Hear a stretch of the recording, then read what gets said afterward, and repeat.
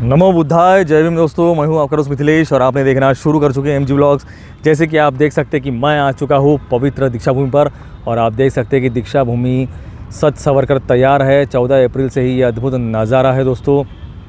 आपको बता दें कि कल है दोस्तों 26 तारीख।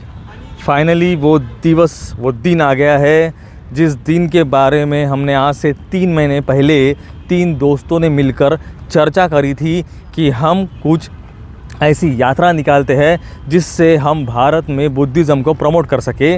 और उस यात्रा की नींव रखी थी हमारे मित्र अश्विन ने, जो कि वहाँ पर पीछे फ़ोन पर खड़ा बात कर रहा है।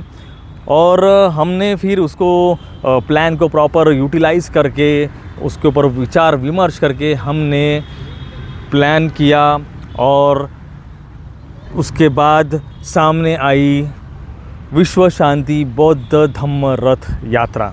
जी हाँ दोस्तों, ये यात्रा जो है ये निकालने का उद्देश्य आप सभी को पता है कि दुनिया को युद्ध की नहीं बुद्ध की ज़रूरत है। इससे भी ज़्यादा महत्वपूर्ण ये था कि जो हमारे भारत में बुद्धिज़्म है उसको प्रचार प्रसार मिले। अभी भी होता है प्रचार प्रसार, लेकिन और ज़्यादा मिले। क्योंकि आपको पता होगा कि इसके पहले भारत से वॉक फॉर पीस ये यात्रा निकली थी। ये यात्रा जब भारत में थी तो भारत का मीडिया तो छोड़िए, बौद्ध समाज ने भी उस यात्रा को बाइकआउट ही कर दिया। किसी को पता ही नहीं था कि यहाँ ऐसी कुछ यात्रा निकलने वाली है। तो हमारे दिमाग में ये था कि हम भगवान बुद्ध के जो संपूर्ण दुनिया में स्तूपास बनाए गए हैं, इंटरनेशनल स्तूपा जिसे हम कहते हैं, उसके हम लोगों को दर्शन कराएंगे, अभिवादन कराएंगे। अब अभिवादन कराने यानी मतलब क्या, तो लोगों को पता हो कि भगवान बुद्ध के अलग अलग प्रकार के स्तूपास हैं जिसके अलग अलग महत्व है। तो हमने हमारे रैली में वही स्तूपा रखे, वही दर्शन कराने की हम कोशिश कर रहे हैं, ताकि जब वो वीडियोस बाहर आए, जब वो रथ रास्तों पे लगे, तो ये पता चले कि ये स्तूपा क्यों बनाया गया था, इस देश में क्यों है। ये संपूर्ण बातें लोग गूगल पर सर्च करेंगे, फ़ोटोज़ निकालेंगे यात्रा में जो स्तूपास दिखेंगे वो गूगल पर डाल के सर्च करेंगे, वहाँ से इतिहास पता चलेगा बुद्धिज़्म का।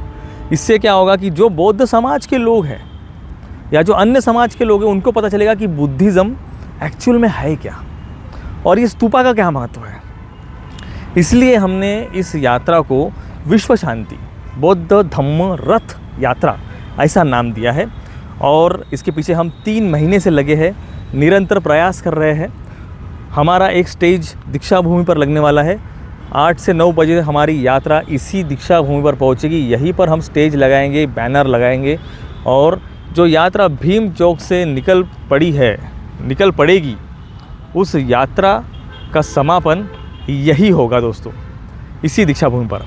भोजन दान की व्यवस्था भी हम करेंगे अन्ना भाऊ साठे चौक पर, ताकि जो लोग थक जाएंगे उनको खाने पीने की व्यवस्था हो। ये यात्रा भीम चौक से जब निकलेगी तो मैं चाहूँगा, मैं नहीं मतलब आप भी ये सोचिए कि जिस आपके अगर एरिया से यात्रा गुजर रही है तो आप उस यात्रा में पानी की व्यवस्था, खाने पीने की व्यवस्था अपनी ओर से करें। हम तो प्रयास कर ही रहे हैं अपने से जितना हो पाए, लेकिन आप भी उतना ही करें। इस यात्रा में काफ़ी जो हमारे समाज के पैसे वाले लोग हैं, अच्छे बिजनेसमैन हैं, उन्होंने सपोर्ट किया है। उन्होंने अपने अपने रथ लगाए हैं।